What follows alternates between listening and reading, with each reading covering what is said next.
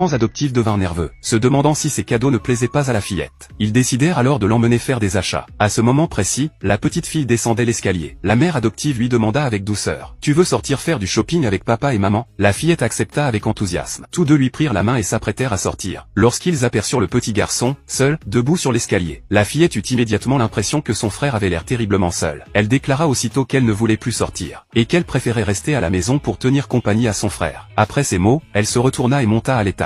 Cette scène bouleversa profondément les parents, qui virent en elle un ange laissé par Dieu parmi les hommes. Ils prirent alors une décision. Ils se rendirent dans la chambre du petit garçon, et annoncèrent à la fillette qu'ils avaient décidé de l'envoyer à l'école. Mais la petite fille demanda immédiatement: « Est-ce que mon frère peut y aller avec moi ?» Les parents hésitèrent, craignant que leur fils ne ressente de la peur dans un endroit rempli de monde. Mais la fillette insista. Son frère devait essayer de se rapprocher des autres enfants. Les parents restèrent silencieux. Peut-être que cela valait vraiment la peine d'essayer. Ainsi, tous les deux arrivèrent rapidement à l'école. Face à ce vaste campus, la petite fille était folle de joie, tandis que le petit garçon suivait derrière elle, tremblant de peur. Sentant son anxiété, la fillette lui saisit aussitôt la main. À ce moment-là, plusieurs enfants les arrêtèrent et se moquèrent du garçon en le traitant de « petit muet ». Instantanément, la main du garçon devint glacée. Puis d'autres enfants arrivèrent et commencèrent à l'humilier sans relâche. La fillette comprit enfin pourquoi il refusait tant d'aller à l'école. Elle prit immédiatement la parole: « Vous feriez mieux de vous taire ». Mais la main du garçon se mit à trembler encore plus violemment. Voyant cela, les enfants redoublèrent de moqueries, se moquant de lui parce qu'il n'était pas comme les autres. La fillette n'y tint plus. Elle voulut les frapper. Voyant que la situation tournait mal, les enfants s'enfuirent en entraînant leurs